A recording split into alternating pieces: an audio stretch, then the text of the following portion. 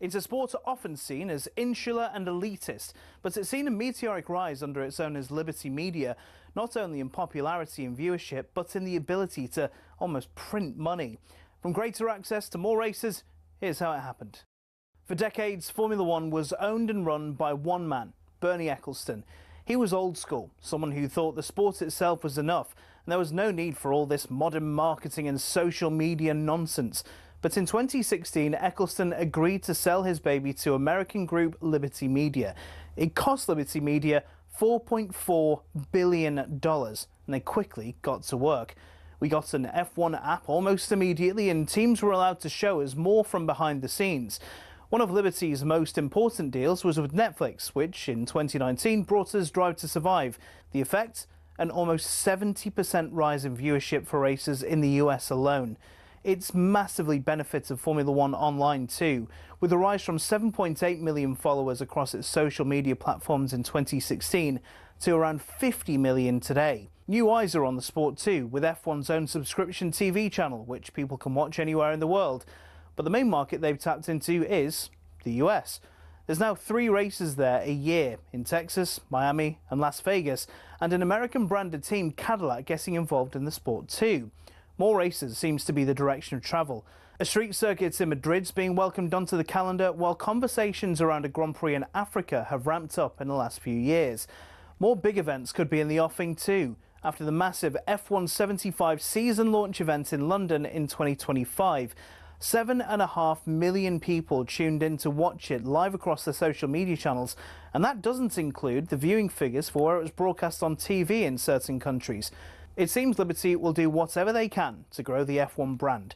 Their efforts have been worthwhile too, with Forbes valuing the sport at $17.1 billion back in 2023, almost 4 times more than what they bought it for in 2016. Not bad, considering it's seen as a sport where people just drive around.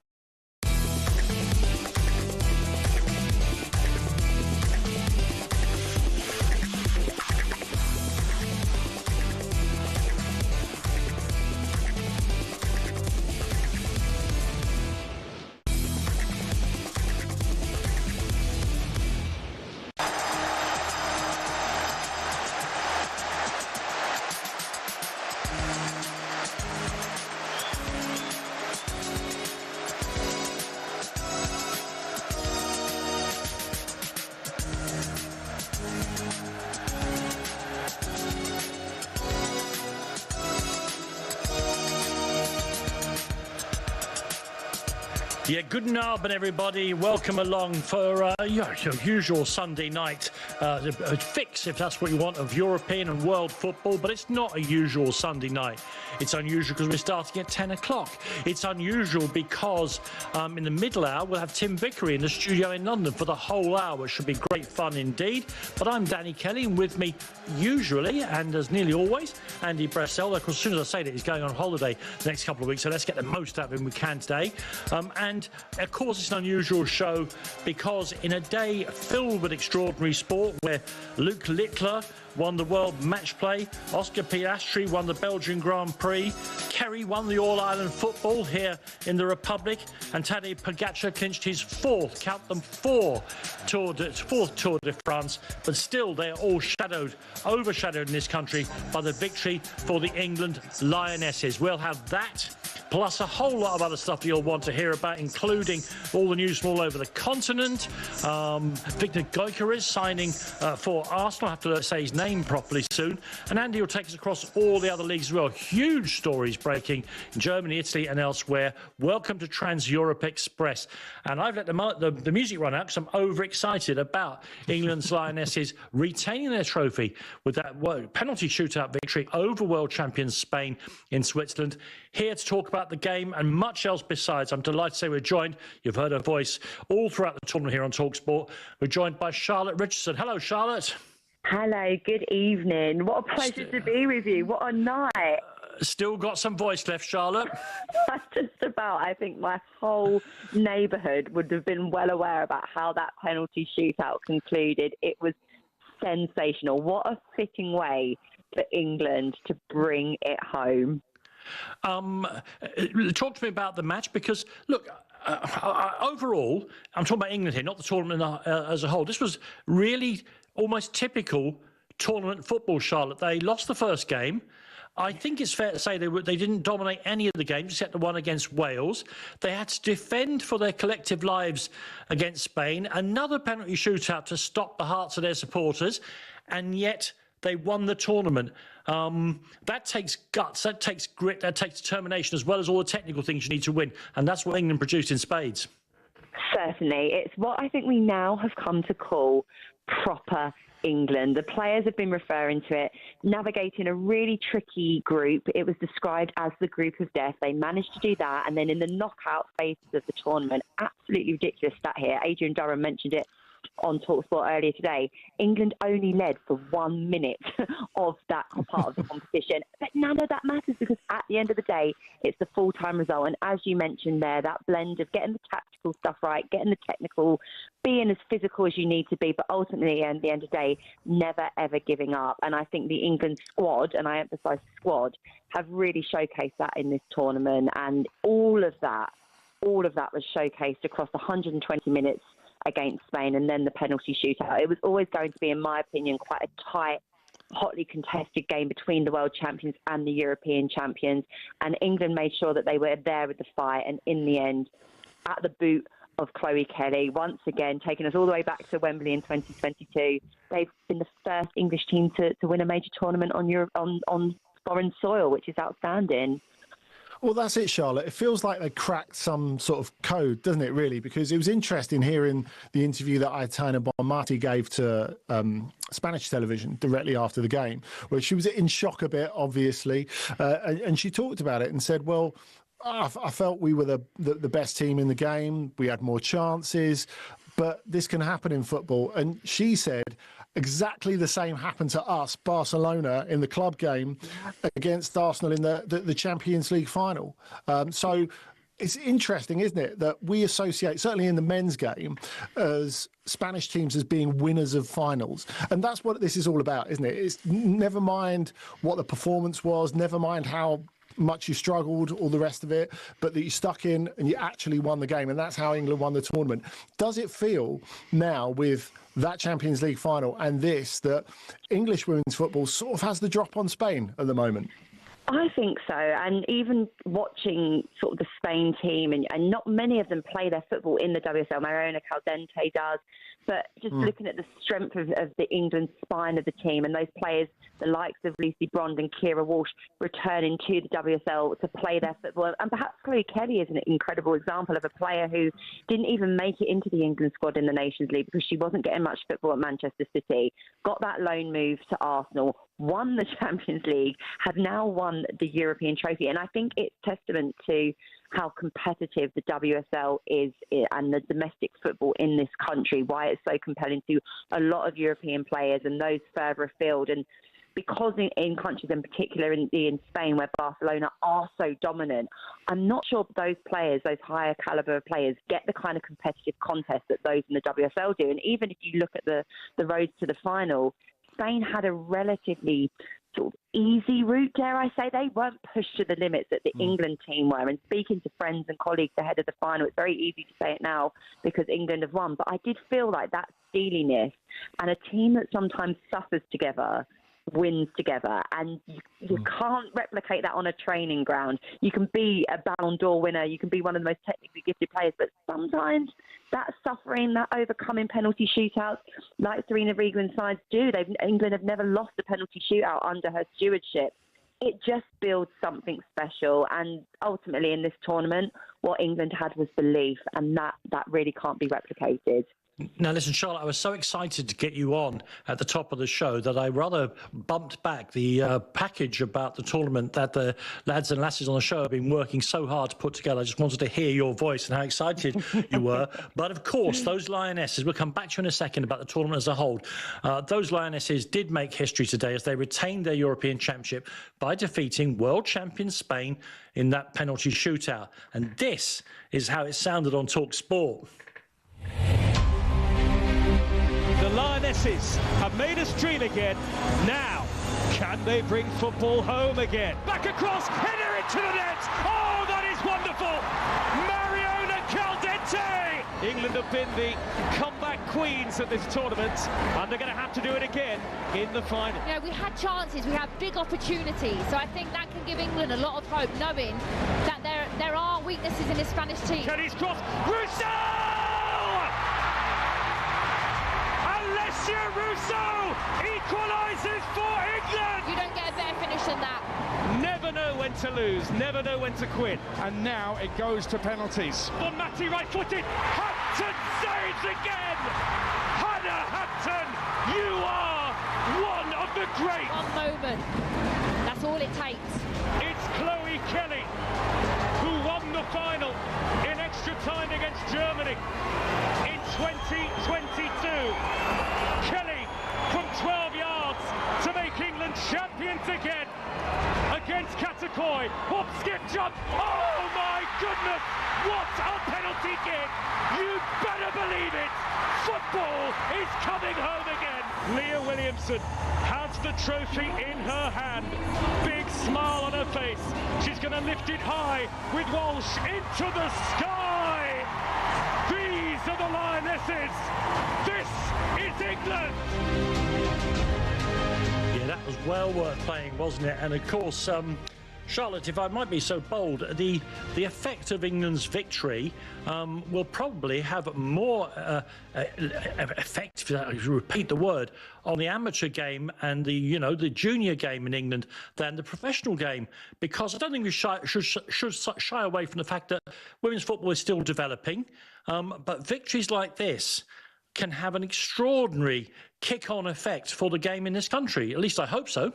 Absolutely. I mean, we need only cast our mind back to when England lifted that trophy aloft at Wembley Stadium, and in all of those years of her, and perhaps those of us, if I was any good at playing football and winning trophies like that, all I would want to do is celebrate and think of myself. But that group of Lionesses, the very next day, were campaigning for girls to have equal access to football in schools, acknowledging exactly that point, that their victory and their success on a football pitch, it wouldn't stand for much unless that legacy was a part of it. And I've got the feeling when you look at this group now, the same captain, the likes of Lucy Bron, Kira Walsh, Georgia Stanway, Chloe Kelly, the list goes on. For them, it is about having that impact and that imprint. And the WSL and the WSL2 has had vast amounts of investment since, and we're seeing its growth. But unless the sort of pyramid underneath it is able to keep up and strengthen at, a relatively similar pace, that is really, really important. So we saw what the Lionesses did after their first victory. I'm intrigued to see what will come next. And it still is, Danny, it's very emotional when you see the scenes around the whole country and people compelled by women's sport and the voices around talking about the game. We've got such a long way to go. But when the Lionesses keep winning like they are, when Arsenal are winning Champions League, when we're seeing really, really exciting WSL campaigns unfolding, and we're able to take new generations of football fans, but perhaps those that have never experienced women's football before, but it catches their eye and they are welcomed into the women's game. I think it's brilliant overall. So I am excited to see what kind of impact this has, because with limited resource, look what we've achieved, and the future is really, really bright. I mean, we can talk about what this does for England, Charlotte, but what about Europe as a whole? Because this was the Euros. This was really well hosted by Switzerland. And I don't know, I can't help think, if we're talking about this generation of players inspiring England, what about this tournament inspiring women's footballers and women's footballers of the future in Europe as a whole? Because I don't know about you, I thought this tournament, especially from quarterfinals onwards, was just incredible in terms of drama, in terms of quality, in terms of atmosphere. I mean, I think this would have brought a lot more people who maybe didn't connect with women's football before really on board. I think one of the greatest successes, as much as I enjoyed seeing Chloe Kelly smash that penalty and for England to win the trophy, one of the most pleasing moments was actually seeing on the big screen it announced that this Euros had been the highest attended. It smashed the record that when we hosted it here in England in terms of people going to the games from all over Europe. I think that appetite, that interest, that intrigue for some, it's not just here in England, it's across the whole of Europe. And that's really, really encouraging. I think there's some fantastic debutants in the tournament. I think there were some really great emerging countries, the likes of Italy, who have got a taste for making it deep into competitions. I always think it's good for a tournament when the hosts do well. And Switzerland did that. In the end, they were getting thousands coming and watching training sessions. So exactly how you highlighted, when tournaments are as captivating as they are, particularly in the knockout phases, there's more eyes on the game, there's more ears on the game, there's more coverage of the game. Then that in turn generates more investment. So the quality of all of that improves. And step by step, it's just incredible, the growth that we've seen. And we have a World Cup coming up soon. And I think for all of the European countries involved in this tournament, the federations will have a little look and think, well, look, if we put some money in here, if we improve upon these resources, I think Wales are a fantastic example of what can happen when you actually provide better opportunities, equal opportunities, improving pitches, providing better kit. I think in the men's game, perhaps it's taken for granted that you have access to all of those things, but there's still countries competing at tournaments like the Euros who don't necessarily have those kind of resources at their disposal. So I think it's going to be brilliant for European football, and I'm so excited for how this is going to impact the domestic leagues across all the countries, and what an exciting Champions League format we have next season to look forward to. Well, Charlotte, I was going to talk about the World Cup, then I remembered my own edict. Let people celebrate what they've just won before you start talking about the next thing.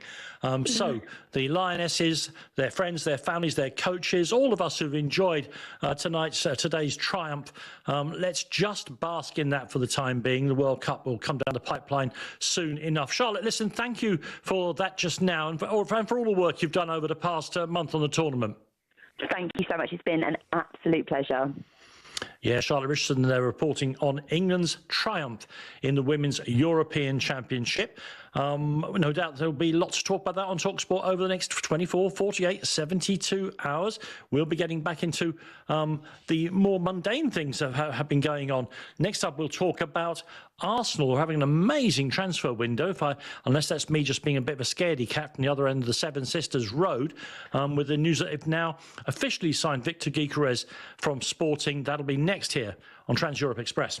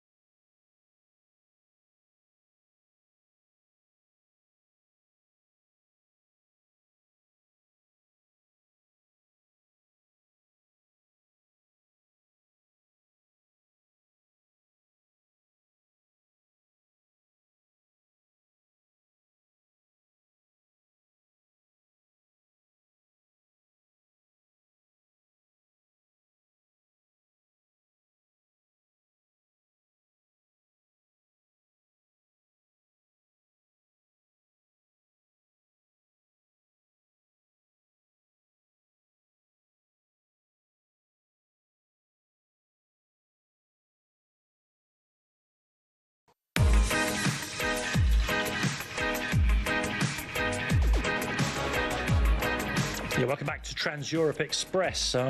Just sorting out one or two technicalities with Andy Brassell, which gives me a chance to do a soliloquy, and perhaps a soliloquy from the Kingdom of Fear. Everyone knows I'm a Spurs fan, big deal, you know. But watching Arsenal's transfer activity at the other end of the Seven Sisters Road has rather set my teeth on edge in the course of the last few days. Later on, when Andy comes back, we'll be talking about how Victor Gyokeres has gone from being, you know, a top striker in the Championship to the answer to Arsenal's apparent lack of firepower at the very front of the team. But he's just part of what is increasingly a brilliant transfer window for the Gunners. Everyone goes on about what Liverpool have done in the transfer window, and it's worth noting, of course, that neither Liverpool nor Arsenal were in the World Club Championship, so had the chance to get the drop on one or two of their rivals. But if you just look at it on paper, they brought in a reserve goalkeeper who is, you could argue, an upgrade on the one they had in Kepa Kepa. Noni Madueke means that they've got cover all across the forward line, but particularly they can give Saka a rest when they need to. Christian Norgard is a really interesting one, because when they brought in Martin Zubimendi, you thought, OK, they've got the defensive midfielders, a huge upgrade on Jorginho and Thomas Partey. And also, it means that they can put Declan Rice one forward. But they've even got sort of a cover now for both Rice and Zubimendi in the form of Norgard. And of course, Christian Mosquera is a very, very highly rated defender they brought in as well. All of that with still the possibility of a Berry Eza turning up at in N7, N5 rather. And but I guess the cherry on the cake, Andy, for Arsenal's fans when I've gone through that list is the arrival of the out-and-out striker that they have been pining for, and in some cases whining for the past 2 years, in the form of Victor Gyokeres. I guess the question is, why? First of all, why did the deal take so long? You'll be across that. Yeah, so it should have been the easiest deal ever. He had a buyout clause of 100 million euros, which of course... Buyout clauses, they mean nothing, no, Andy. That's all gone. Buyout clauses, forget about them. Sure, but... I guess it's always been in Portugal, not really a valuation of the player, but some sort of latitude to keep the selling club safe. Yes, but and that's what it should be. Exactly. There was a great relationship between Gyokeres and Sporting. He agreed to stay for the second season. It went brilliantly, of course, 53 goals for club, 63 goals overall. And then it was all okay until it wasn't this summer. And I guess Sporting were sort of slightly affected by the fact that the market is a bit flat for strikers in their prime. Now, we said that with Gyokeres, they'd hoped to start some sort of minor bidding war. The same has been with Victor Osimhen, a protracted move that's taken absolutely ages to happen after he didn't quite garner the interest that they expected. And it was funny because Gyokeres thought that they had gone back on their promise to let him go for a reasonable price.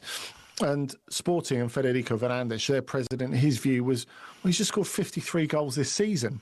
So we've got to sort of adjust the price a little bit accordingly. It threatened to get a bit nasty on a few occasions. There was a lot of frustration on both sides. But look, it got done. Sporting have more than trebled their money. And of course, they could add even more to that, depending on how it goes at Arsenal. So it is a decent deal all round, even though it's taken an infuriatingly long time for both player and for Arsenal.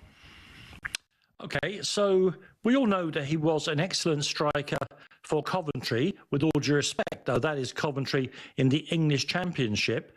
How has he developed at Sporting to suddenly make him one of the most, if not the most, desired strikers in the continent? Well, look, I think the coaching of Ruben Amorim has been absolutely key in this. And I think it's sort of ironic because of the way things have panned out for Manchester United. And who knows, with Cunha and Mbeumo, maybe they're due a much better season. But I think it'd be ironic if Amorim's coaching helps Arsenal to win the Premier League this season, because he has... and Gyokeres has been absolutely clear about this. He has made Gyokeres into a much better player. That first year and the little bit that he had coaching him made a massive difference. He made him even more aggressive, even more direct.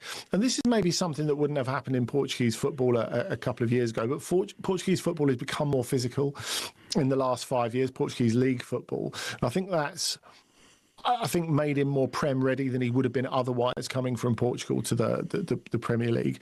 I think the attention that he got in the biggest games has really shaped him as well. He's always risen to the challenge of those biggest games. He's someone whose work outside the box has improved a lot as well. Look, he was never a passenger when he wasn't scoring at Coventry. And we've got to bear in mind, we can't really tell in many cases whether Championship strikers would be any good in the Prem, because it's very rare that Premier League clubs buy them. So that they'll go elsewhere to do their business. So I spoke to a few people when he went a couple of years ago to Sporting who were like, why didn't a Premier League club have a dash for him? But that's just not what happens, really, is it, in the English market? So I think he made a brave move. He made a good move. He played at a really high standard in the biggest league games and in Europe, of course, as well. And to carry the team on your back for most of that time is a huge responsibility. And he was targeted. He was targeted by guys like Pepe, for example, who in the first Clásico they played against Porto, really tried to bully him, and he just wasn't having it at all. And Pepe at the end of it was like, what on earth happened there? He felt like he'd been put in the washing machine. And so Gyokeres is impossible to intimidate, and that is one of the huge steps in the Premier League. You've got to get used to the pace and to the physicality of it. He's got that already. He's really high on confidence. He scores all different types of goals now. And let's face it, at Arsenal, he'll be getting chance after chance as well. Yeah, it is a frightening-looking lineup that Arsenal will probably be able to put out.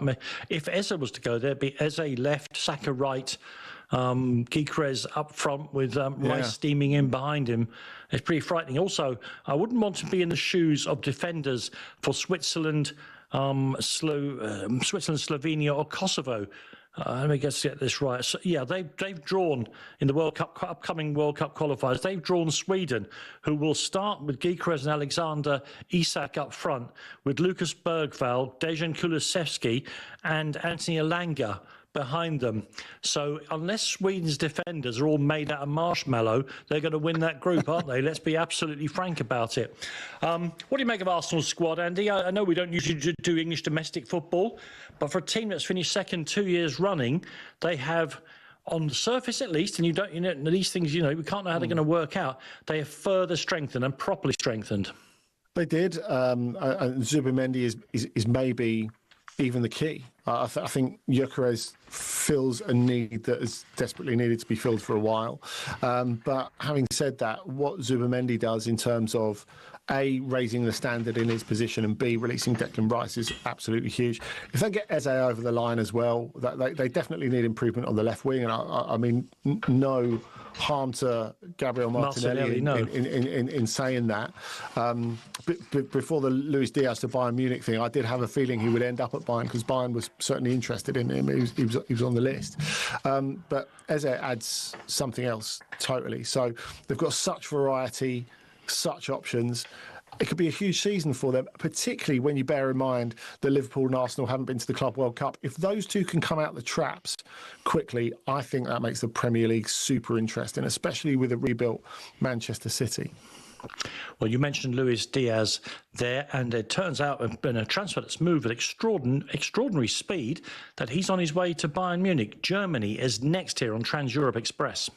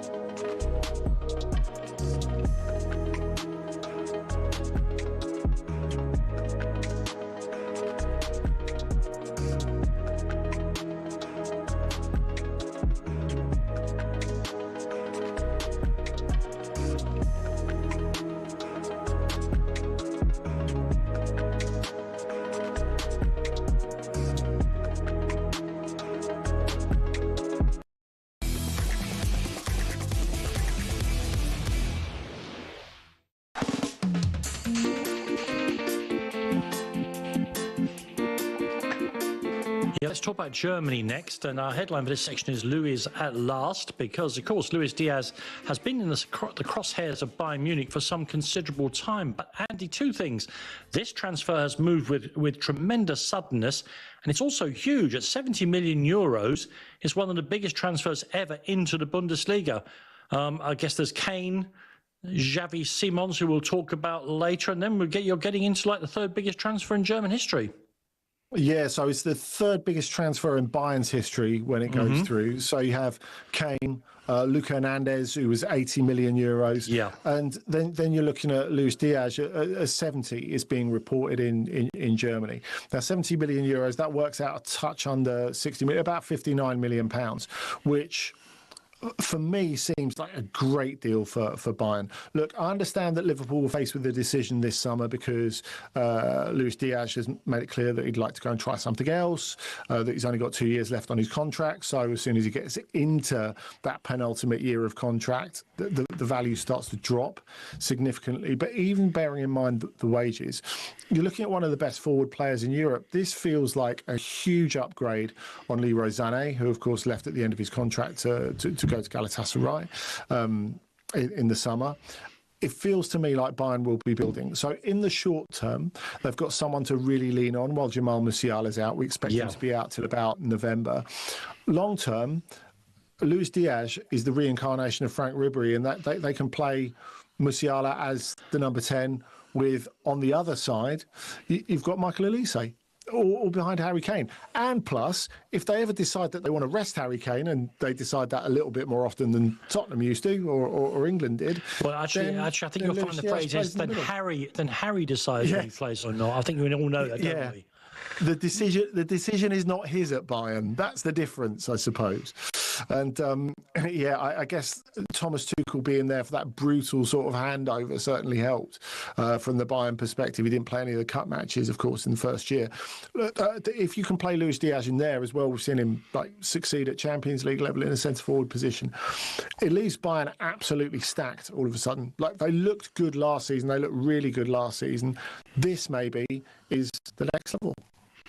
Yes, as you say, Musiala out for a considerable time, but again, Luis Diaz can play there. He can play as the 10 if they need him to. There's a whole lot of things he can do.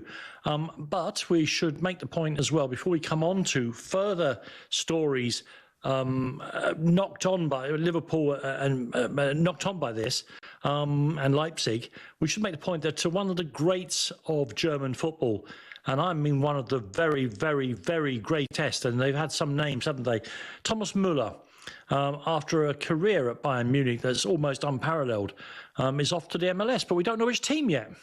No, that's right. I mean, it's a strange old system in the MLS for those who aren't aware. You have a team that wins the discovery rights because I guess a bit like Saudi, for example, there's a collective element. You end up signing for MLS and then you get allocated a team. It kind of works from there. Although for the bigger players, they get to choose where they want to go.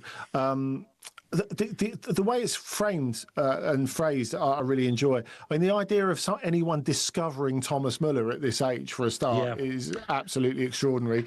But Cincinnati have his discovery rights. But we have to say, going back a year, the discovery rights for Marco Reus belonged to Charlotte. And they didn't get him. He went to LA Galaxy. So the player has some input. Bidding teams have some input. At the moment, they're reporting in Germany that Vancouver Whitecaps are the favourite. So it'd be Canada, not the US, even though it'd be MLS. LAFC have been credited with an interest for a long while, though they had quite a chastening experience with Olivier Giroud. It's fair to say that really didn't work out at all. And of course, he's back in France now with Lille. So we know that Thomas Muller's going to end up at MLS, but we just don't know exactly where yet. Well, I think we should possibly devote a whole section to Thomas Muller because he really is one of my favourite footballers of the last 15 years. We haven't the time at the moment. Now, meanwhile, I'll come back around to Liverpool in a second, following the departure of Luis Diaz. When you talk about Leipzig, whose model, sporting business, call it what you want, has been creaking in the last 18 months. And they are in a position where they may have to sell one or both of two very, very valuable players. One is Javi Simons, who I think they overpaid for in the first place, so this is not going to help their position too much. And the other is Benjamin Sesko, who, if Alexander Isak is bought by Liverpool with the money they get for Lucas Diaz, or some of the money they get for Lucas Diaz, then Newcastle might very well have to move for Sesko. Yeah, I mean, he's one of the best centre-forwards out there. Of course, we know that Arsenal and particularly Mikel Arteta were interested in him for a long while. It feels to me that is sort of on the back burner at the moment, though, because it's a difficult deal to do, Sesko. He's not got a buyout clause, so it's going to be expensive. Everyone has known about his potential for a long time, and the best clubs in the Premier League knew about his potential, and Manchester United were trying to sign him before he went to Leipzig, of course, when he was still at Salzburg. We're really impressed with his all-round game. He's added more goals to that in the last year. Although, if he ever gets to the point of scoring 25, 30 goals in the Premier League, I would be a little surprised, if I'm being honest. I think it's more the all-round game that sells him, but he's still young, so maybe he becomes a more volume goal scorer than a scorer of excellent goals, who scores goals at a fair lick as well in terms of tempo in the next couple of years. But so much has to happen before we get to a point where a Premier League club buys him. One, because it's an expensive deal to do. Two, because we're waiting for that movement, be it Alexander Isak, for example. So the other thing is he would like to leave Benjamin Sesko from what I gather, whereas Javi Simons is the cat scratching at the door at the moment. He's desperate to go. It hasn't really worked out since he went there permanently. Of course, he had a very successful loan spell there. And they paid a fee rising to 80 million euros for him, which makes it really problematic. They're not making any profit on that. The way things have gone, it's been really tough. It really fell apart for Leipzig in the home straight last season in 2025. So there is a feeling that they need to move on from that. Now, if we combine the two deals, I guess, from what I gather, Leipzig need to make about 100 million euros this summer. They could almost make that. They couldn't make it just by selling Javi Simons. No, they're not going to get 80 million for Javi Simons, Andy. No way. They might be able to make it by selling Sesko. Might.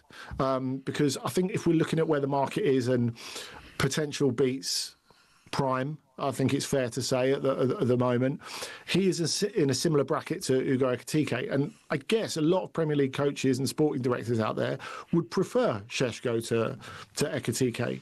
In terms of the level of all-round ability, I would place Sesko a little bit ahead of him, even though Ekitike has just come off the back of a really, really good season. So you're looking at players not just with present, but with future as well, and future value as well. So the thing is, they're going to have to sell Javi Simons come what may. I wonder if for Chelsea it's a sort of opportunity signing, because you look at Javi Simons and what he really needs and what he's not had is a team built around him. Because Leipzig have been dysfunctional and because the Dutch play 4-3-3. And those are two problems. So on one hand, that means he's versatile. On the other hand, Chelsea, who are the most heavily linked, don't really make that much sense from the perspective that you think the team is built around Cole Palmer. Yeah. Having said that, if you can fit them both in number 10 positions, and we've seen that done with a lot of other teams, maybe that works. Maybe Javi plays in a more wide position and relieves Palmer sometimes, because Palmer can't be expected to play 60 games next season, especially having gone all the way in the Club World Cup as well. So maybe that's a good thing. And maybe it's just an opportunity, because they're not exactly picking him up for pennies on the dollar if they buy him this summer, but they're picking him up for below his optimum value. And Chelsea always have an eye on that, don't they? Just for those who, the name Javi Simons is incredibly redolent here and familiar here on Trans Europe Express, but he's only played 20-odd games for the Netherlands, and we haven't seen him in the last stage of European tournaments, because obviously Leipzig have not done well while he's been there. Just give people a flavour of what kind of player he is. This is a guy who can run a game. He can pick any lock you want. He's a creator. He's a finisher. He's got incredible technique. He drifts into great areas. And I guess that's the frustrating thing, knowing that he can run a game and then seeing him just wedged into any old position for the Netherlands, where, for example, he was a player that could have won you a game at Euro 2024, but he's very rarely given the opportunity to do so. And then with Leipzig going awry, it was difficult for him last season, especially with the pressure of having cost so much. So I think if it's frustrating for me not seeing a team built around him, what do we think it feels like for him? So he really needs to find the right spot, because, people have known for a long time, since he was 14 or 15, that he was going to be a really top player. And there have been moments at Leipzig where he's looked like the best player in the Bundesliga. And I do not say that lightly. So we all know what he's capable of. He just needs the conditions to prove it. Okay, next we'll turn our attention, as I keep on saying, to France, where there is an amazing merry-go-round of drama involving goalkeepers, some coming to the Premier League, some, perhaps the most famous goalkeeper in France may be on his way out, and my learned friends are involved with the end of the Olympic Lyon Nottingham Forest love-in. That involves goalkeepers too. That's next here on Trans-Europe Express.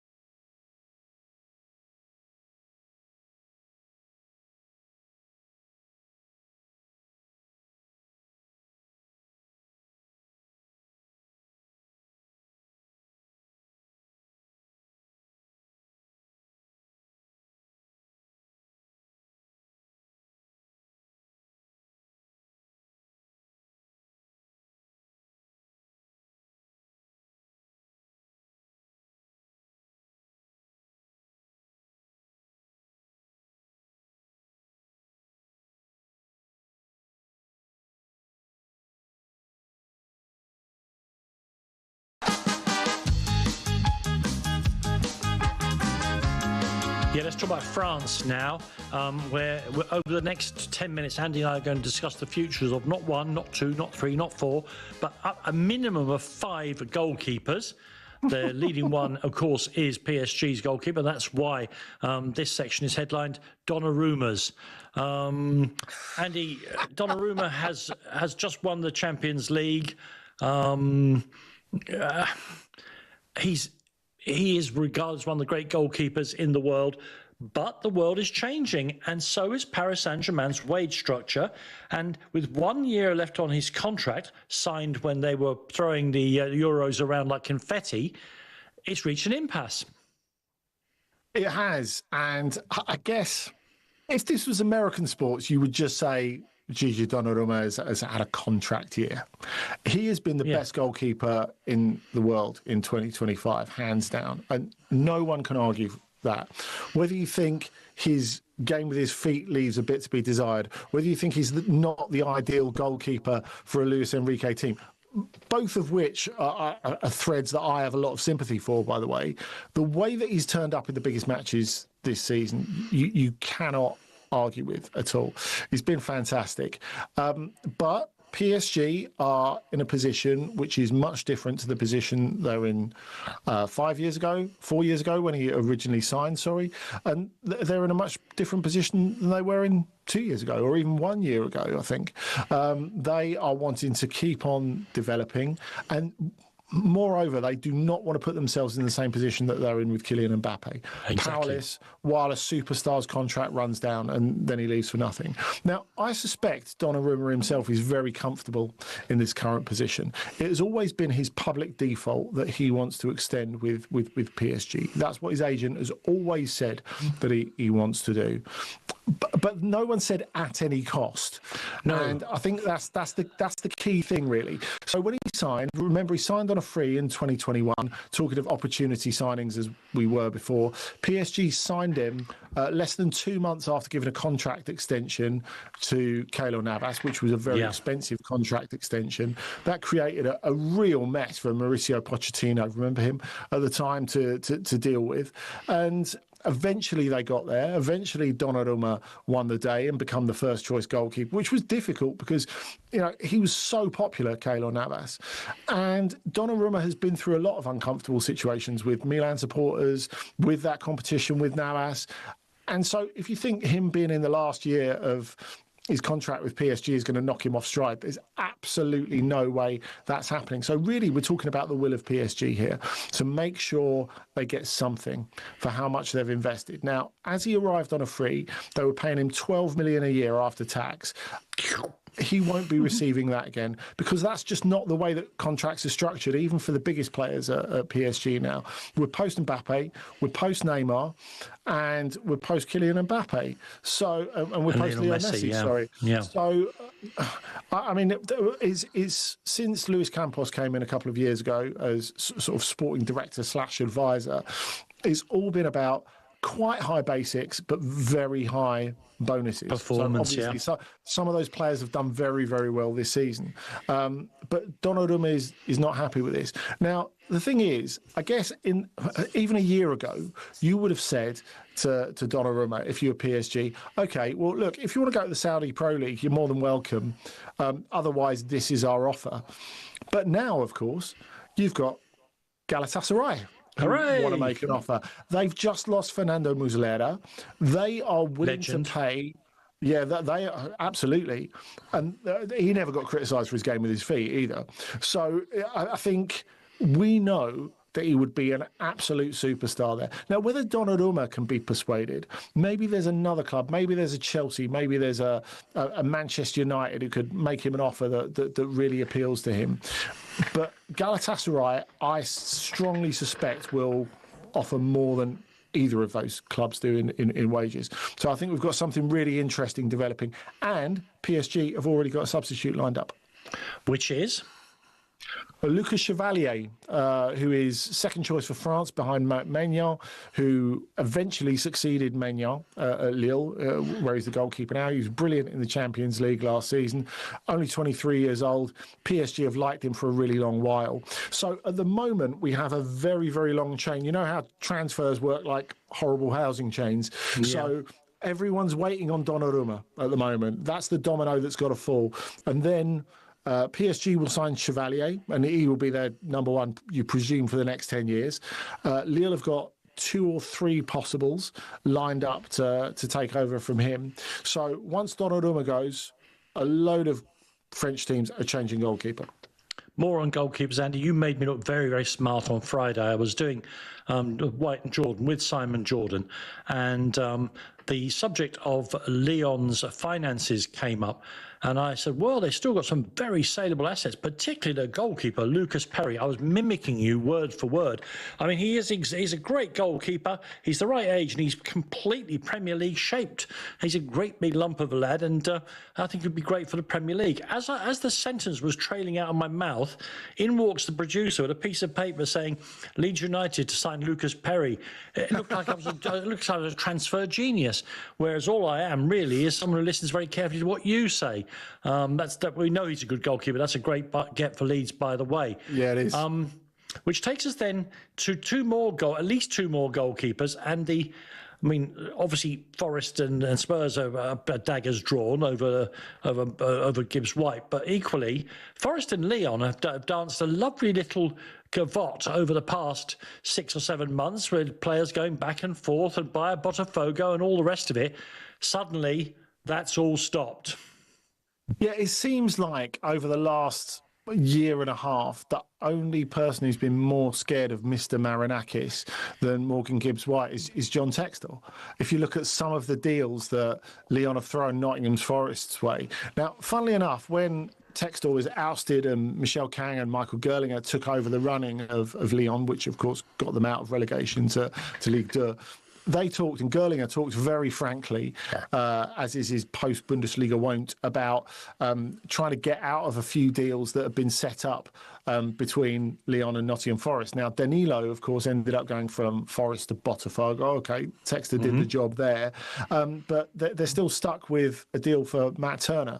And Lyon this week instructed a lawyer to try and extricate them from that deal, whether that means them cutting some sort of deal with Nottingham Forest. But look, it was a deal that Textor set up for 8 million, inexplicably, really, because you're not paying 8 million for a reserve goalkeeper, and there's no one either at Forest or Lyon who thinks that he's got quality to be a number one. In fact, Paulo Fonseca is spooked enough by that he's trying to lure Rui Patricio back to the big leagues, having left Atalanta, where he was the reserve goalkeeper last season, 37 years old.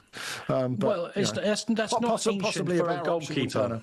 Yeah, that's not ancient for a goalkeeper, but he hasn't been a first-choice goalkeeper for a little while now, and that would be... But this, all this, Andy, and I'm sorry to end the section on France with this, all of this, not being able to afford 8 million euros or pounds, whichever one it is, for Matt Turner, and looking at someone like Rui Patricio, great goalkeeper though he has been, just further reflection of... They've avoided the relegation. They've got themselves into the Europa League. But Lyon have really, really, really got personnel problems because they can't afford the footballers they traditionally have. Yeah, these are the austerity years. I guess the biggest questions, can they hold on to Mikatadze? Can they hold on to Tolisso? Can they hold on to Malik Fofana? The latter one in particular, I would be a little bit pessimistic about. Now, interestingly, a key signing this week, in fact, two key signings this week, both of whom played in the 4-0 win at Hamburg in a friendly yesterday, and it was a good Lyon performance.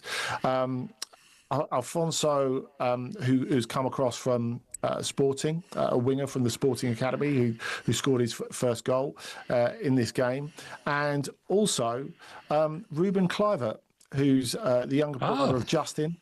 Centre back, a big athletic lad, really quick as well. Did a great version of "Let Me Love You" by Mario for his introduction ceremony. So I guess that really underlines the way that Lyon are going, young and value. They've been here before when Claude Puel nearly ruined them with some big signings when he was general manager. So it's back to the austerity, back to the academy. Yeah, you can only wish them the best of luck. Though what happened with them in Crystal Palace, still, I'm just using the sniff test. Doesn't smell great to me, and of course, Palace have still to appeal about that decision by UEFA. Now, a real treat for you in the second hour of Trans-Europe Express tonight, albeit it's a bit later than normal. Tim Vickery normally talks to us via a crackly line through a transatlantic cable from South America. Well, he's in London, he's in the studio, and we've got him for a whole hour. We'll be discussing his usual news from all around South America. We'll talk about the mess surrounding Lionel Messi in America right now. We'll talk about some of these huge transfers involving South American players. And at 11:45, we'll talk to him with the World Cup now a year away, the prospect for the South and Central American teams in a tournament being held in their sort of side of the world. They should have some kind of advantage, you'd think. All of that coming up with the great Tim Vickery during the second hour of tonight's edition of Trans-Europe Express.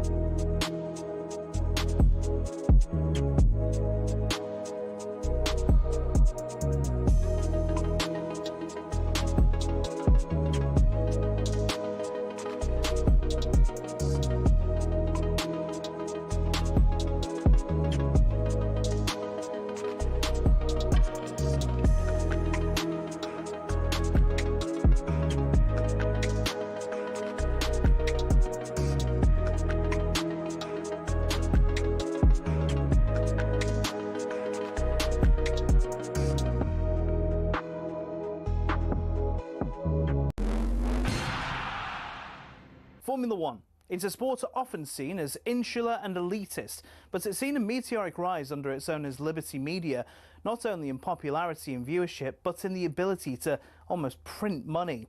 From greater access to more races, here's how it happened. For decades, Formula One was owned and run by one man, Bernie Ecclestone. He was old school, someone who thought the sport itself was enough, and there was no need for all this modern marketing and social media nonsense. But in 2016, Ecclestone agreed to sell his baby to American group Liberty Media.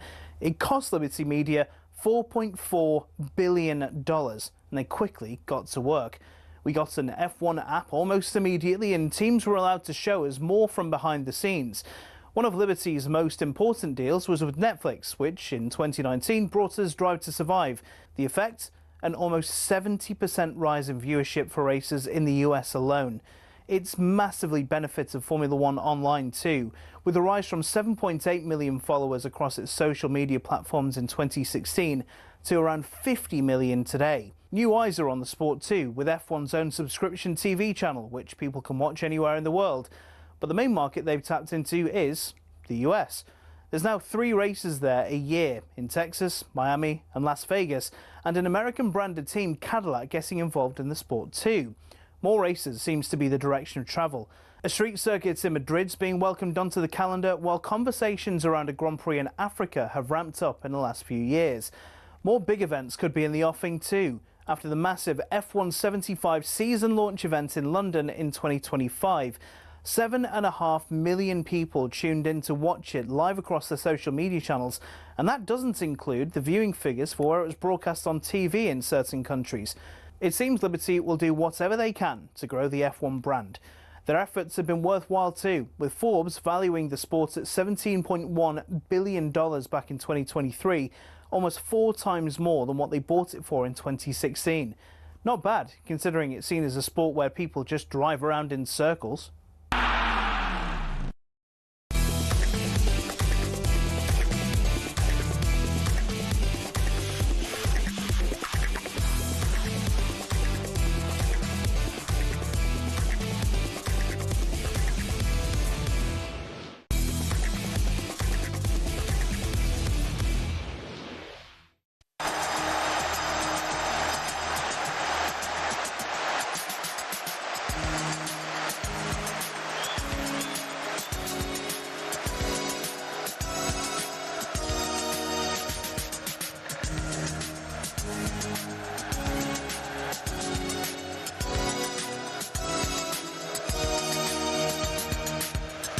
Yeah, welcome back, everybody. A slightly later edition of Trans Europe Express. Why not?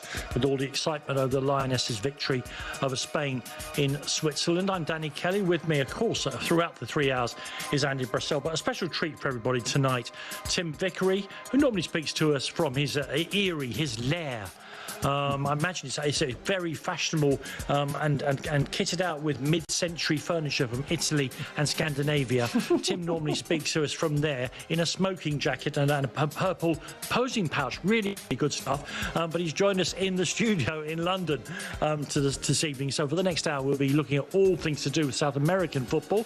Obviously, there's a lot of it relates back to European football as well. It's great to have Tim along. It's great to have you listening to us at this time of night. Thank you for joining us here on Trans Europe Express.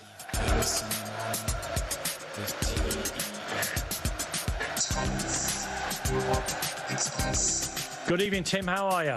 I'm very well, very well. All the better for being here. All the better for being in the capital of European women's football. Extraordinary scenes out there in the West End of London. Brilliant, and then you arrive at talkSPORT Towers, and you've got to push your way past producer Jack Hoban, who's a newly crowned club world champion and doesn't seem to be eating out on it too much. So wherever you go, I am surrounded by success. Well, Tim, that's a good place to start because, of course, the female version of the Copa America has reached the latter stages, though not the final, in South America. Tell us about that tournament, who's doing well, and obviously, and odious though it is, we should compare it to the standard and the attendances and all the rest of it that have made the tournament in Switzerland such a huge success. Yeah, compare we must. We are at the semi-final stages. the most interesting of the semi-finals, I think, is Argentina against Colombia. The other because that's the battle for who's going to take on Brazil in the final, I think. The other semi is Brazil against surprise side Uruguay, who dethroned Chile in the final game. I can't really see Uruguay laying a glove on them. Where to start? I mean, if you compare women's football in South America with where it was 25 years ago, a lot of success, a lot of progress. Yeah. If you compare it with what's going on in Europe, it's terrifying. The progress of the women's game in Europe is absolutely extraordinary, and it leaves us behind. And the players themselves, especially the Brazil players, because Brazil are one of the best sides in the world, and they're looking out at what's happening in Europe, and they're looking out at those attendances. And some of the games, it's currently taking place in Ecuador, are going on in front of like 200, 300 fans. That's a shame. Very, very poor effort in terms of selling the tickets. Very poor effort in terms of there's only 2 stadiums used for the whole thing. So there's even been restrictions on the players warming up on those stadiums in order not to sacrifice the pitches too much. They're a bit bitter about the lack of, in the group stages, there was no VAR. Personally, I can, football survived for 150 years without VAR. I think we can brush that one off. But they feel very bad about it. They feel that this is another symptom of them being overlooked. There are things from Europe that they can't. It's so hard for them to compete with. One is location. So in Switzerland, it's so easy for people to get to. For other fans to get to. South America distances are vast. Travel is extraordinarily expensive. You're never going to get that kind of travelling support at this stage for much of the women's game. Sure. But also just a number of competing countries. I mean, England and Spain were nothing in this sport 25 years ago. And you've seen in Europe, it used to be Germany and the Nordic countries, and you've seen in Europe the development of one pushing the other. The problem, and this does shed a little bit of light on the problems of the men's game in South America. The club game rather than the national team game, I think, because Brazil is just so utterly dominant. And Brazil buy up the players from the other leagues, making it harder for them to launch their leagues. I don't really know what we're going to do about this. Tim, can I go back to something you said there about the attendances? Yeah. I understand. I am not a football administrator. I'm blessed with a reasonable brain, but I don't understand this thing with tournaments. I know it's difficult, security, all the rest of it. Yeah. But if you know a stadium has sold no tickets for a big match, give the tickets to local school kids. Yes. Let them at least be inspired by watching these women play the game to a good standard. I mean, is this utopian of me? No, I just don't understand it. Not at all. And hopefully, certainly for the final stages, because the hosts are out. There's no Ecuador in it. Colombia might be able to get some support, especially if they make the final at the weekend. One thing from it which interested Fill the stadiums. Yeah. Fill the stadiums. Yeah, it's vital. One thing which interested me from because Brazil and Colombia played in the last round of group matches, it was kind of a dead rubber. Brazil put out an understrength side and had their goalkeeper sent off early. And it ended up being a 0-0 draw. So Colombia have laid a little bit of a marker down there. But in that game, in the closing stages, a Brazilian midfielder, she suffered a head injury, and they didn't take her off. And do you know why they didn't take her off? Apparently, she couldn't see. She couldn't see straight. But if they had used the concussion protocol, she would have been banned from playing for 5 days. And she wouldn't have been available for the semi-final. So the reason that they didn't use the concussion protocol was not thinking of the health of the player. It was to ensure that the player would be available for the semi-final. I don't really think that's what the concussion protocol was invented for. Do you know what though? You may or may not be aware of this, but I think the whole world of sporting concussion has been done a huge service by the Irish Rugby Union centre Gary Ringrose, who was picked for the British and Irish Lions for the most important game of his career, and in training said that he didn't feel right having passed a concussion protocol a little earlier in the week, and by pulling himself out of the very highest level of an elite global sport, he may, I hope, have set some example to the players and the officials as well. I mean, he pulled it. He was training to play in the game at the MCG, and he said, "Guys, I can feel it in my head. I'm not right." And, you know, you compare that to a couple of years ago when we both support Spurs with Jan Vertonghen wandering around in the day saying, "I'll be fine, don't worry." Yeah. Who am I? What day is it? We've got to get a grip on this. We have. I mean, and of course, this is always the problem, isn't it? People will always make a decision that benefits the team, in theory, rather than the individual. And in a world where the team is everything, that's something. That's a little habit we've got to break. With all the way. We never go through a whole section with you without mentioning Neymar, whether he's up to speed, injured, arguing about something. Where are we with the great man? Yeah, I mean, I heard Andy talk last week about the kind of Marcus Rashford effect, you know, where we want him to do well, and maybe sometimes people have seen signs because they want to see it. Now, Brazilian football can move so fast just because there are so many games. And I've been out of the country now for just over a week. When I left, he was back. Oh, I'm back, baby. He scored the only goal of the game against Flamengo towards the end, you know, when they put him up front as a kind of either a false nine or a real nine. Anyway, he did the work of a real nine. He turned two defenders and scored the goal. Subsequently to that, though, Santos haven't won a game. He is showing commitment by fighting with supporters, you know, because... You know, the Santos supporters, it's a terrible team, I think, to play for. And I love Santos. I only have love in my heart for Santos. But it's a small city. It's less than 500,000. By Brazilian standards, that's absolutely tiny. The fact that they had the best team in the world under Pelé for so many years, it's obviously spoilt them. And they've had some great moments with their youth developments in the current century as well. But it's so hard for them to compete, and the supporters won't let them forget that they grew up on the best in the best of the world. So they haven't won a game since, and they could be, depending on results of games that are going on at the moment, they could end up tonight in a relegation zone. It's going to be a long, hard. We're nearly halfway through the championship. It's going to be a battle for them.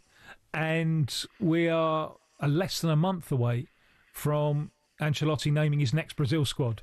So I think a lot of eyes are going to be on what happens. Every game that he plays now becomes a referendum on whether he should re-recall to the Brazil side.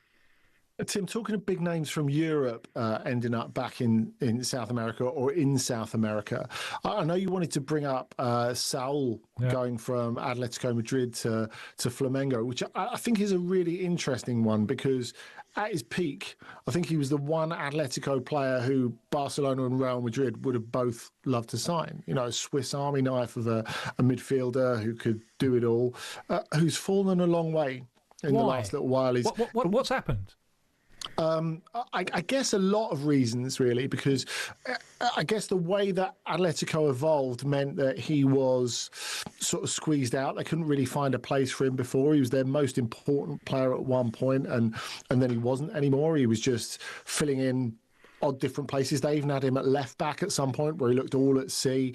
So from being a player who could do so many different things, I don't think he ever really developed a specialist position because he was the midfielder who could do it all. So many players can become prisoners of their own versatility, can't they? Yeah, exactly. And over the last couple of years, I mean, they've just been desperate to get him off the wage bill. He's been unhappy. They've been wanting to get rid of him.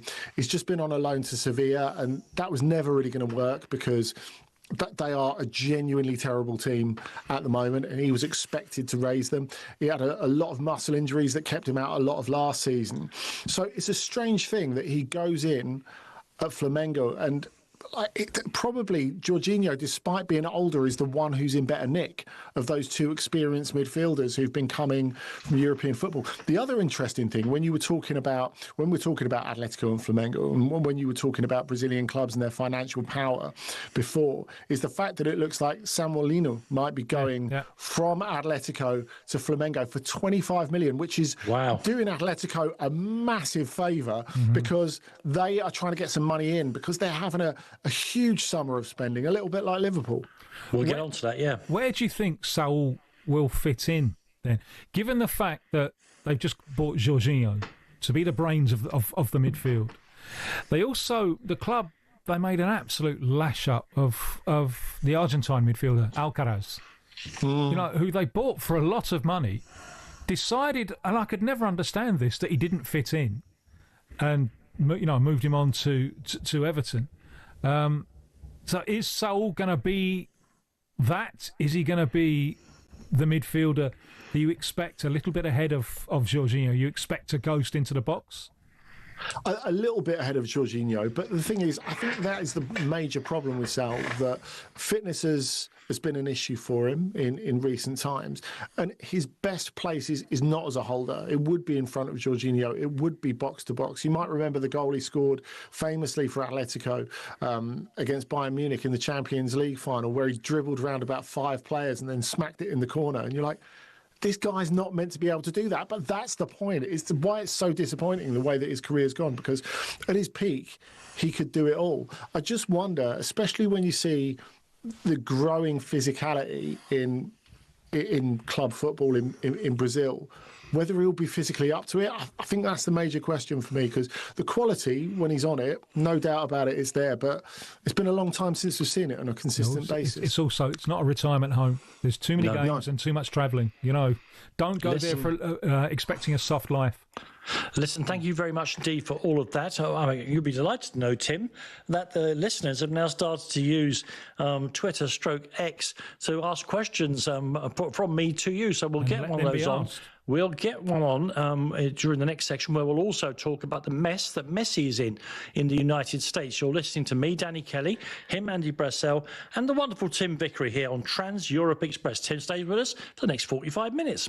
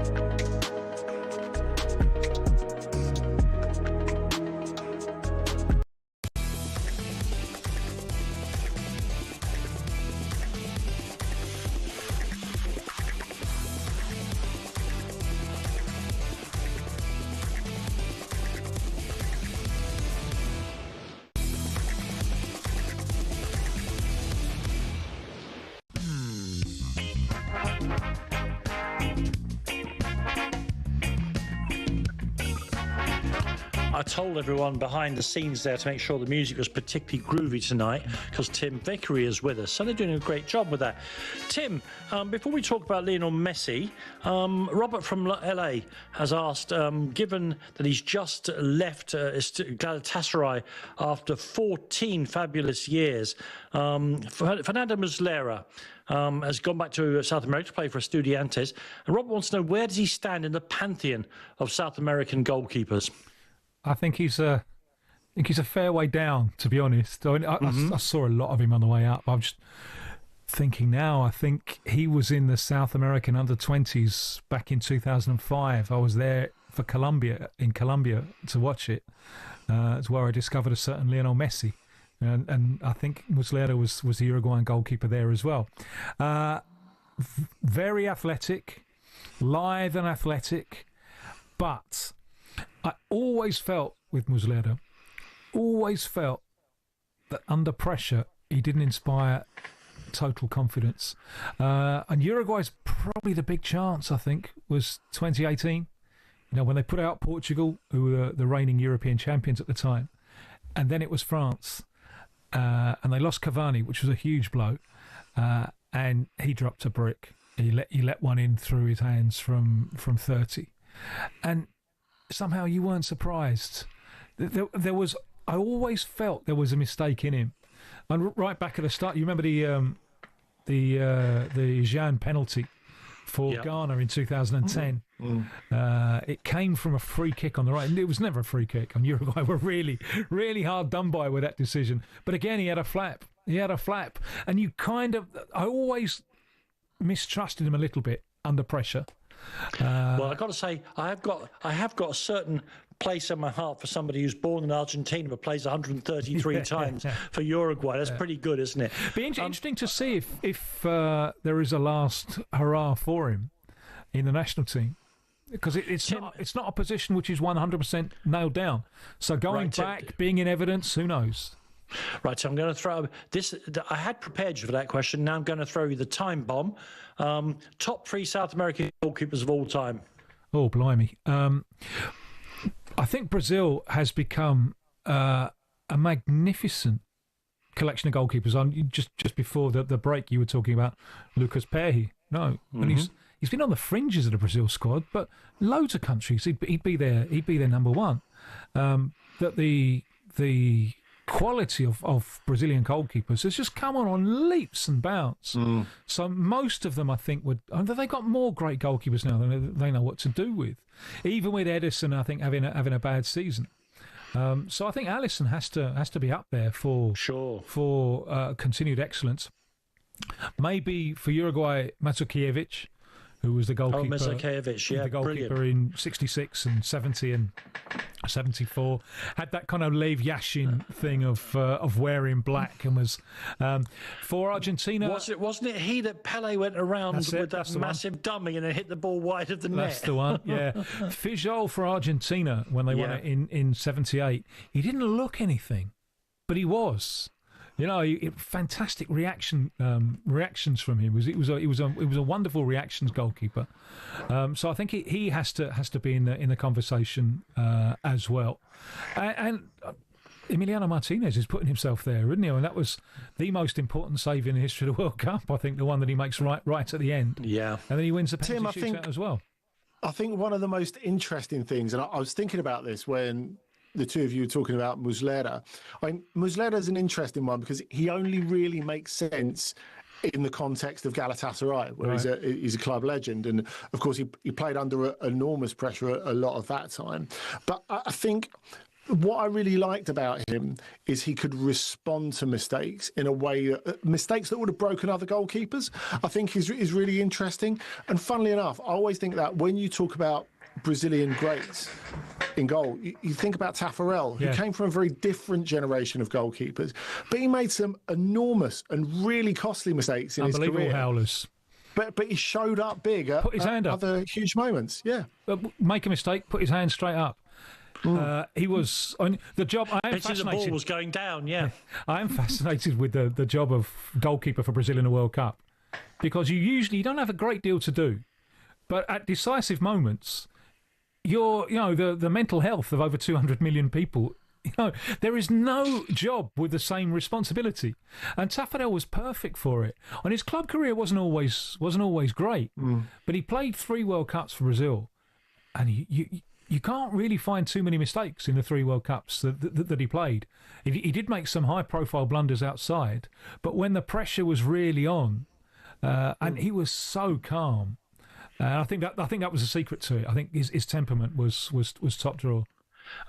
Anyone who knows me knows I could talk about goalkeepers and goalkeeping for, I would say, no more than 11 or 12 hours a day. Even though, I've got no technical background here at all. But we're putting off the discussion of the Messi mess. What's going on with Lionel Messi in America that he suddenly got himself into hot water? Well, not playing this all-star, small star. This is one for Brassel. He likes these American pursuits. Tell us the story, Andy.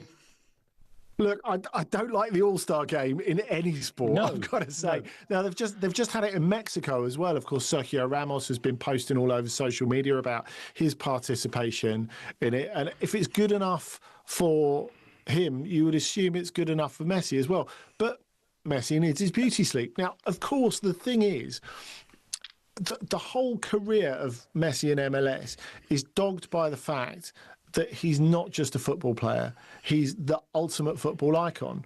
So every time he has to, very reasonably at this point in his career, take a rest, it's considered a huge affront to the people who are watching the game that he's missing, because we've been through this with games before. In fact, someone said to me while I was out at the Club World Cup, the most amazing thing about this Club World Cup is Americans can finally see Inter Miami or Messi for a reasonable price for the first time ever. Yeah. But, part of the reason that he's gone there is to play the World Cup, if he can, by not taking too much out of himself. And he's gone with the spirit of, this is me. There will be no flim-flam. There will be no compromises. So you want me to record a commercial in English? I'm not doing it. It's not going to happen. You want me to do this all... Don't know about it, never heard of it, not going to happen. So a total uncompromising attitude from him. In his own quiet way, he's going to do what he wants to do, and he's not going to do anything else. Possibly the first time that Malcolm X has been quoted on Trans-Europe Express in a decade of broadcasting. I'm so glad I'm not just talking to myself, No, well, but it might just be me and you. I don't know. Andy, the thing with Messi, and I think Tim's hit on it there, is that the expectation of him is beyond his... Nobody could actually produce the activity that's almost expected of him just because he's such a huge name and is getting paid a lot of money. And but that's it, Danny. It's not really a football expectation, is it?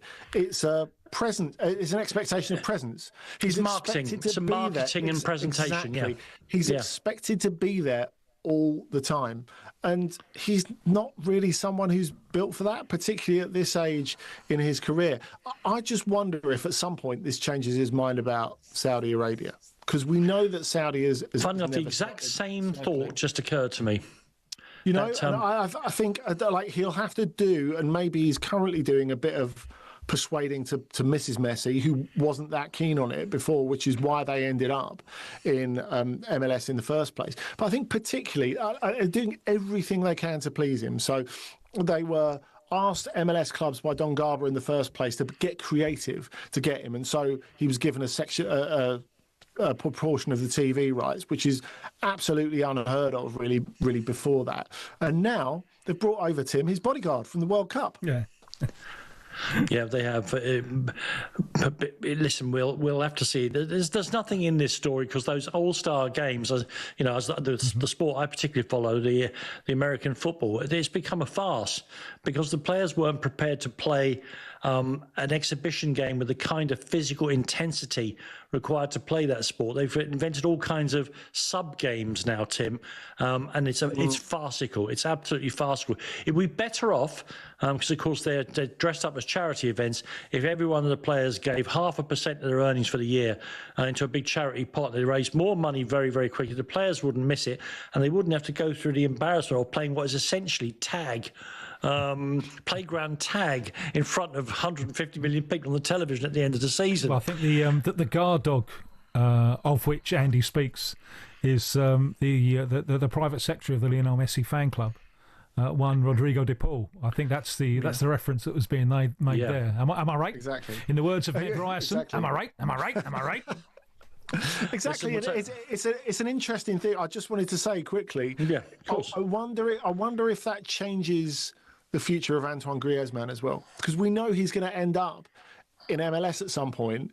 And now, of course, he didn't have a great time playing with Messi before, but now his best mate is in Miami. Now, if Messi were to shift to Saudi, I think we know who's going to replace him. Yeah. Listen, we'll have another break. When we come back, Tim, I really want to get your view on at least, and you can probably tell me more, 3 massive transfers involving important players from South America: Luis Diaz, Thiago Almada, and Richard Rios. You may have more as well. You're listening to Trans Europe Express, where Tim Vickery is adding to the gaiety of the nation.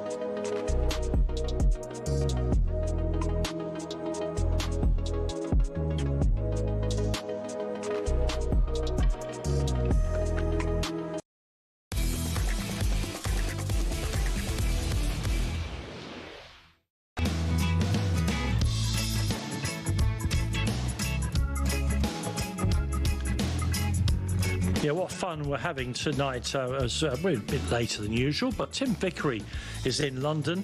The city is alive with the news that, and of course, the celebration of and the recognition of the fact that the Lionesses have won the European Championship for the second time in 4 years. But Tim, I want to turn our attention now, if I may, to some huge South American players making important transfers. None more sudden or more expensive nor glamorous than Luis Diaz leaving Liverpool, where he's been, I think, a tremendous success. Of course, league champions last year in the Premier League, to go to Bayern Munich. That is a hell of a move between two enormous clubs. Yeah, there have been whispers in the Colombian press for months and months and months that he wanted out. I don't know why. Don't know what's behind it. So I'm not entirely surprised. I wonder, in retrospect, whether we'll see last season as the final year of the house that Jurgen built, and that the Slot era starts now with a vastly different team. Quite what the reasons for him wanting out are, I don't know. Whether these are football reasons, these are personal reasons, but I'd imagine if you're Harry Kane, you're thinking, wow, get him in. And you know how it's sometimes difficult for us because we're pressed up against the the hype of the Premier League. Over there in South America, how is he regarded among the great South American footballers currently plying their trade? Extremely highly. Obviously, especially in his native Colombia, and it's one of my favourite football memories. The time when his father was kidnapped, he got released, and right after he was released, Colombia were at home to Brazil. And they'd never beaten them in World Cup qualification, and Brazil took the lead early.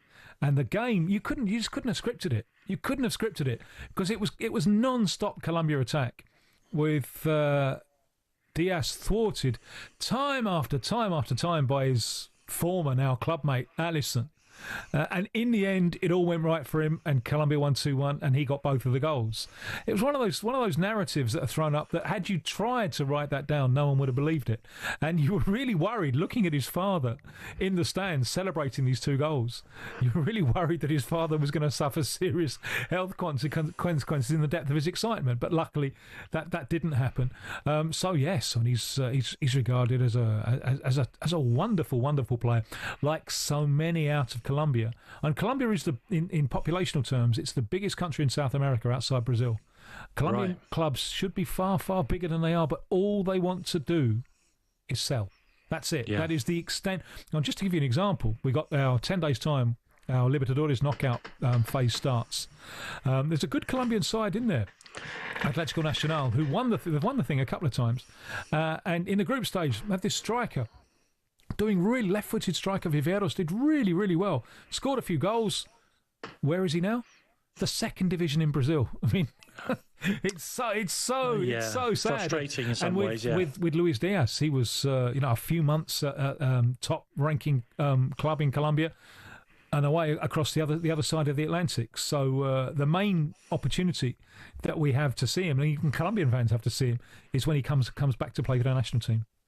I guess Tim, he feels like that, doesn't he? He feels like that sort of player, Tim, one who's had to really fight for an opportunity, because he never leaves any stone unturned in a game, does he? No. I think for Bayern fans, the idea of someone finally replacing Frank Ribery, who's not just got the same talent, but the same sort of energy, the same sort of relentlessness is a big deal. But another player who's a big guy for Colombia, and who in fact had a fight with one of his new teammates quite famously in a World Cup qualifying game, which maybe you can tell us about. Richard Rios, who really shone during the Club World Cup for Palmeiras, looked like he was going to go to Roma for a bit, has now ended up at Benfica and made his debut in a friendly yesterday against Fenerbahce. And a player who, at 25, it appears quite late for him to be making a move to Europe. But I know Danny feels like he could go a long way quite quickly if it goes well at Benfica. Yeah, well, the reason it's happening late is that he wasn't a footballer.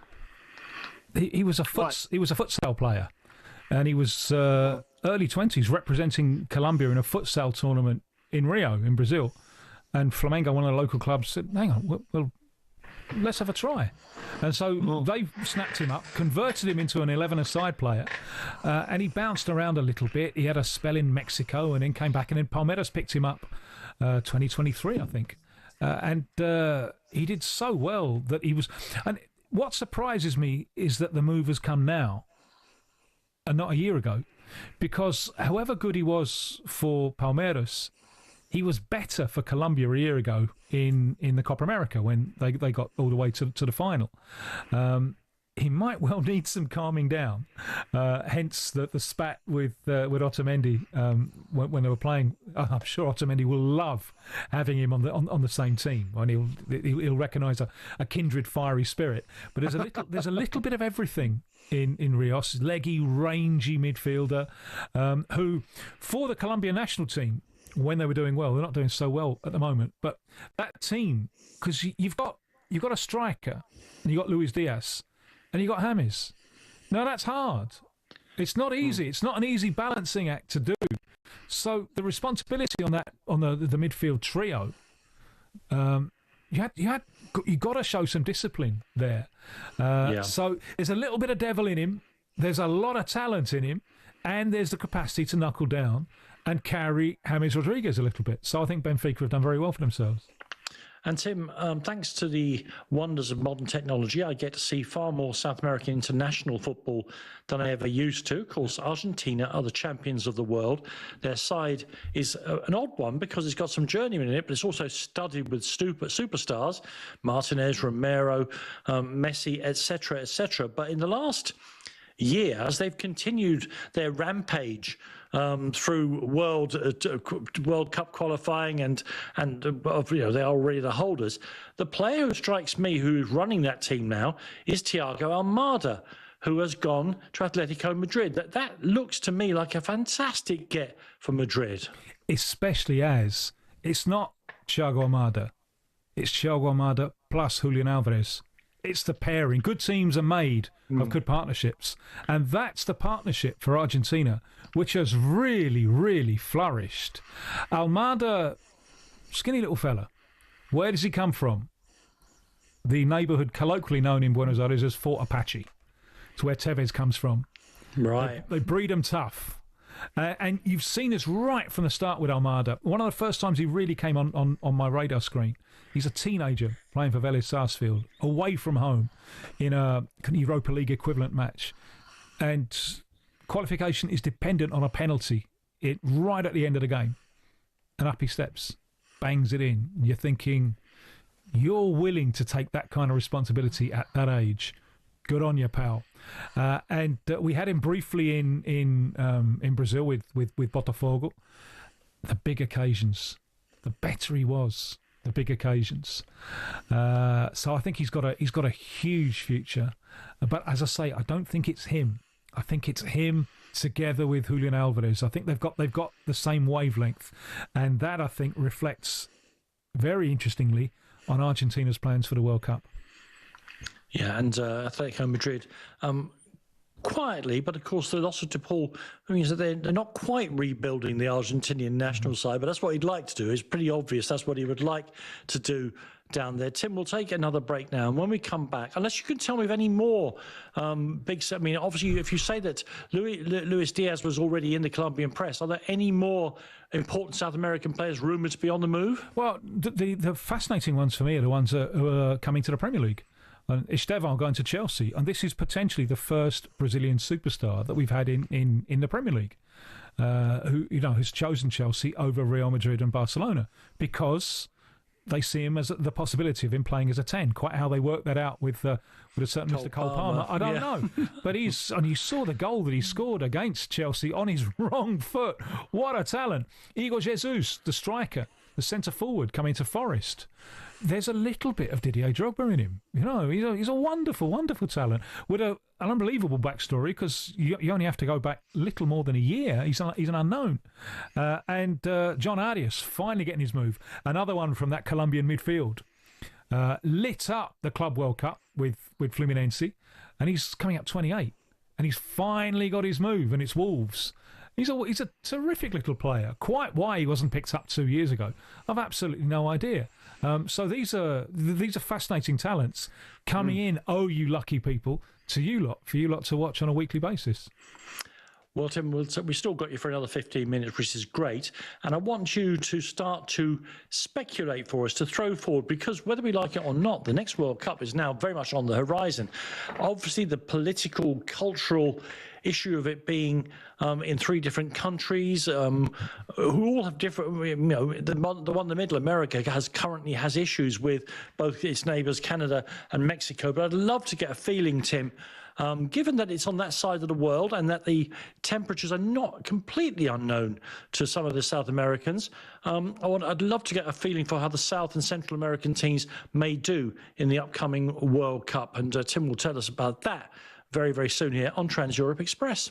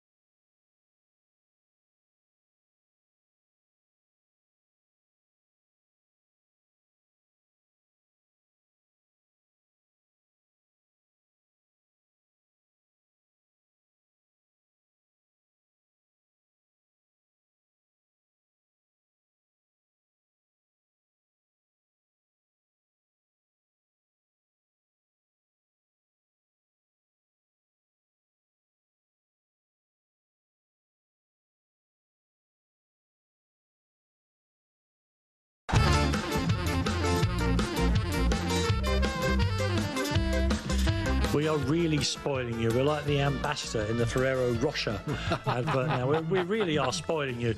Not just Andy Bressel with his Saturn-sized brain about football, but Tim Vickery as well, and me bringing up the rear, if you could excuse that expression at this time of night.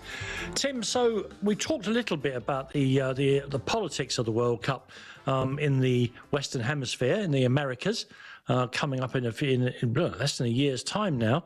I want to talk about some of the contestants from South and Central America, actually. I'm fascinated with Mexico as a football country, always have been, because I was a teenager when the World Cup was in Mexico in 1970, and I was kind of, look at the size of that stadium, look at the colour television, look at Brazil's yellow shirts, look at the sunshine. And, Mexican football has therefore always had a hold over me.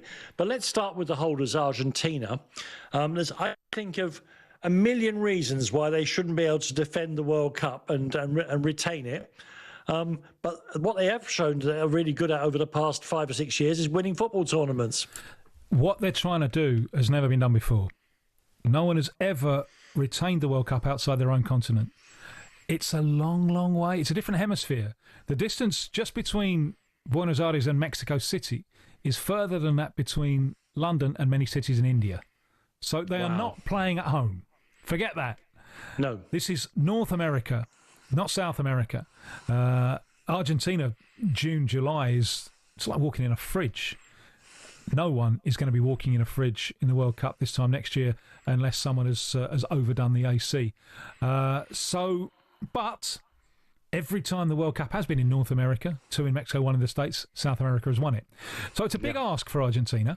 I remember being in the stadium when they made history. They beat Brazil 1-0 in the Maracanã. That was the first time Brazil had ever lost a World Cup qualifier at home.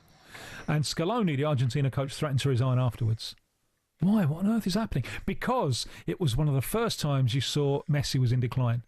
Big game, they subbed him 15 minutes to go. He wasn't fully fit, but he didn't really do anything. It was all too furious for him. And I think Scaloni at that point was thinking, I'm done. I've worked out a way to build the side around Messi. It ain't going to work anymore. What am I going to do? You got to think about it. And we've been talking about it. We've been talking about the blossoming of the relationship between Thiago Almada and Julian Alvarez. So they got options. Where don't they have enough options? In the centre-back position. And that defence, it nearly gave the game away. Round after round after round in Qatar. It's the same defence. They can't do it again, surely. So unless there's some serious... Tim, one of those two centre-backs who are the problem has won a major international tournament in 4 of the last 5 years. And the only reason he didn't win 5 is because there was none for him to win in the form of Romero. Yes. But he's got a card in him, hasn't he? And I wouldn't want to be relying on him to bring the shopping back properly or anything like that, but he can play. Yeah, I look at Brazil's centre-backs and I look at Argentina's centre-backs and I know which one I'd rather choose. You take the Brazilian ones, of course you would. Yeah. But isn't this kind of the issue, Tim, that Brazil would love Argentina's midfield and Argentina would love Brazil's defence? Isn't that done it? So that is the task for Ancelotti. And the interesting thing there is he hasn't got very long. And there's 2 rounds of World Cup qualifiers coming up, which is early September. They're at home to Chile, who are bottom of the table, don't have a coach and are rubbish. You're not going to learn very much. But you are going to learn more from that than you're going to learn from the last game, which is away to Bolivia at the extreme altitude of higher than La Paz. It's one of those games you just try and get through. You don't learn anything from it. So really, on Ancelotti's had 2 games. He called up some of the squad, not all of it. The Ancelotti era now, he's got these games in September, but he's not going to learn much from them. And then he's got friendlies against, we don't know who the opposition is going to be yet, in October and November. And then he's got friendlies in March. So he doesn't have a long time to whip aside into shape. But there is raw material there. I mean, the goalkeepers are great, the centre-backs are great. He's got lots and lots of wingers. They're beginning to see some centre-forward options. But that central midfield, that, Andy, is the potential Achilles heel. And I guess sorry, Andy, please. No, I was going to say, Tim, when you were talking before about the combination of Thiago Almada and Julian Alvarez, and they can really finesse that while they're at Atletico Madrid this season, and maybe that takes Atletico Madrid to a different level. Where does Arsenal unloading in the transfer market leave Brazil? Because it potentially marginalises both Gabriel Jesus when he comes back and Gabriel Martinelli. Yeah, and Gabriel Jesus is going to have to do a great deal to force his way back in, I think. And Martinelli, well, they've got so many wingers. They've got so many, and it was very interesting what he did. He picked Ancelotti for the home game against Paraguay. He picked Martinelli and Vinny Jr. And it was a way of being less predictable with Vinny. It was a way of avoiding the thing of, we put the ball out to Vinny wide and the whole of the defence are waiting for him and he can't do anything. So, but if it's not Martinelli, they've got so many wingers.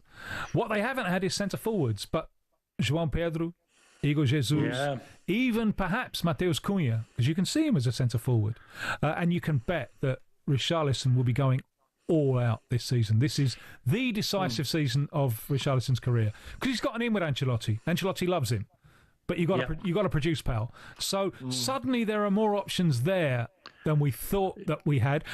The big thing is what happens to Rodrigo. But go on. But also, Tim. As we've been having this discussion over the past couple of years, as the World Cup has been creeping up on us, you constantly said that Brazil's midfield is just not up to international snuff, or that the various managers weren't picking the right players, and that the one who they were relying on was Lucas Paquetá. The problem with now is that Lucas Paquetá has got so many problems outside the game and is playing in a West Ham team that's been dysfunctional for 18 months now. They can't rely on Lucas Paquetá as the mainspring, can they? He's been out of the picture and off of the screen for over. So they've had to find a way to get by without him. But there is, Rodrigo can do anything. I would like Rodrigo to move because I would like him to go somewhere where he can be a little bit higher up the totem pole than he is. I think Rodrigo suffered a lot with the arrival of Mbappé at Real Madrid. Jude Bellingham was talking about this in the season. He's the most gifted and talented, and he's the one who ends up sacrificing the most. So I just wonder what's going to happen over the next month or so, because Tim, I think he's got a lot to give. If we back up to Paquetá a minute, though, there's been a lot of chat in the English media in recent days that he might be about to be cleared of these charges of spot fixing. Now, it seems as well that West Ham might use that opportunity to sell him. Clearly, they're not going to get anything near what they would have got from Manchester City when City were looking at replacing Bernardo Silva with him, going back a couple of years before all this sort of broke. Could it be that we've talked about the amount of money in the Brazilian Championship? Flamengo. Going back to Brazil could be a safe space. Oh, yeah. Flamengo have been talking about this openly for a while now. So, Saul, Samuelino, Paquetá, it's a possibility. We'll have to see what happens with this judgment. And there are some horrible loose ends around there, and I'm hoping, but and it is also striking what good lawyers can do. We shall see. Tim, I'm going to force you north a bit here into Central America. Mexico, as I say, has hosted 2 World Cups. This will be their 3rd. And those World Cups in 70 and 86 were brilliant in their different ways. Yeah. We forget that it's a country of north of 130 million people. It's massive. And with the exception of lightweight boxers and road walkers, there's no competition really they don't even play baseball, do they? So there's no competition for anything except the football team. We need hosts to do well, and of course they don't get much competition in qualifying because they're in the CONCACAF group. What do you know about Mexico's team? Well, I haven't seen a lot of them for a while. I mean, I'm just thinking now, but you remember Nigel Benn? It was one of his most disparaging thing about other boxers' records. You'd have a look and say, Mexican road sweepers. That's the way he dismissed. I saw them because they played the Copa America last year, and they were absolutely garbage. It was one of the worst Mexican teams I've seen.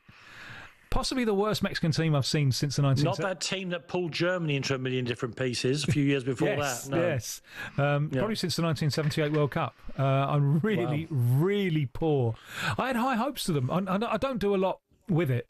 It's not my region. I know it's outside your bailiwick. I had high hopes of them, and I remember being there when they won the Under-17 World Cup in 2005. And you were thinking that was Giovanni Dos Santos, Carlos Vela, Arsenal, and there were a few others. And I came to the conclusion that it was the worst thing that could have possibly happened to them to be world champions. Because they were after that, they were flouncing around on high heels, forgetting that the point of youth football is never who wins. It's how you use that experience in the long run. And so that generation proved to be, I think, a disappointment, because there was some real talent there. And I tend to the view that I think their players should move more, but they don't. Because they get so much money in Mexico. Because the clubs play huge wages. Yeah. It's fantastic, yeah. Yeah, it's the Egypt of the Americas, really, isn't it? Yeah, well, it would be nice to see them produce a decent team for the World Cup. I don't know what Pochettino's USA team are going to do, judging by some of their recent more competitive efforts. Not much at all. Not good. And I'm claiming that I got him that job. Oh, how come? Because ESPN in the States, they asked lots of people to contribute to a piece about who should be the next manager. And I wrote a piece saying, Pochettino, he ticks all the boxes. Imagine him. Now, I got told later on, true story, that at that point, the US Association hadn't thought about Pochettino. But after that, one of his people got in touch with US Soccer, and that's the road. Now, I'm not suggesting that he wastes his time reading my articles, but maybe one of his people did. And why don't we go and do that? I have to confess that I haven't received any commission, and maybe as maybe results dictate that I don't deserve any commission. But I'm claiming credit. I'm taking credit for it. You're more likely to get sued where the results have gone in recent times, Tim. Well, it was all part of my master plan to keep Ange for an extra year and then bring in Pochettino after the World Cup, bring him back to the lane where he belongs. But that one's been torpedoed as well. Well, Tim, listen, it's been an absolute joy to see your lovely face, and B, to talk to you for the last hour here on Trans Europe Express. I can say this without fear of contradiction. Your contribution every week is such a huge part of the show. So thanks very much indeed, man. Tim will be getting a night's sleep now, then be off to the Clubber Emporia of London to add to his already impressive wardrobe. And we thank him once again for joining us here on Trans Europe Express. But we've still got an hour to go, an hour that will see us do Mbappe Watch. We'll be talking all about everything that's been going on in Spain, some great stories there, and Italy, including a magnificent start for Evan Ferguson at Roma. And then Andy will take you around the leagues, and particularly rounding up some of these games in the Champions League and Europa League qualifiers. All that's fit into just 1 hour of radio. Keep listening to Trans Europe Express.